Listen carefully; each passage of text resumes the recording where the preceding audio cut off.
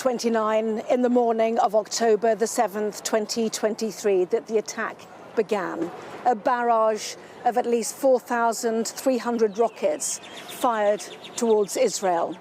Then Hamas militants breached the border, breaking through by motorcycle, by a vehicle, heading for the kibbutzim communities surrounding Gaza and for the Nova Music Festival, where young adults were celebrating the dawn, a day of horror, which led to several days as places like Kfar Azar that I mentioned were slowly wrestled from the grip of Hamas, as those who were missing became those who were lost, their bodies found, murdered at home or abducted and taken into Gaza.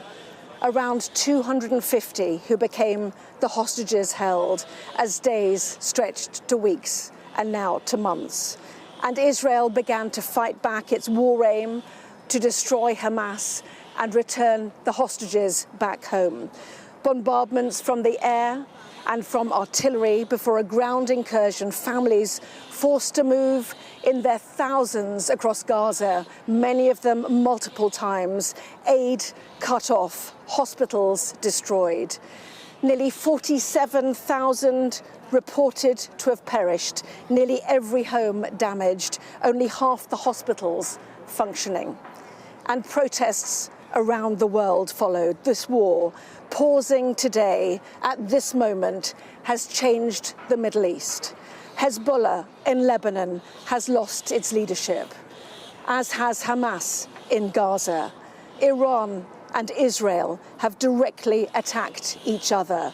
Bashar al-Assad in Syria ousted.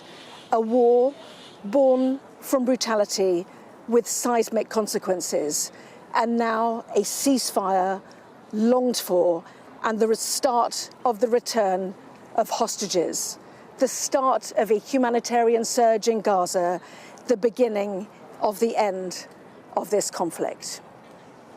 It will be later this afternoon that 3 young women will return back via the International Red Cross, returned eventually to their families via centres that have been set up around the border with Gaza, one in the north, one in the centre, one in the south.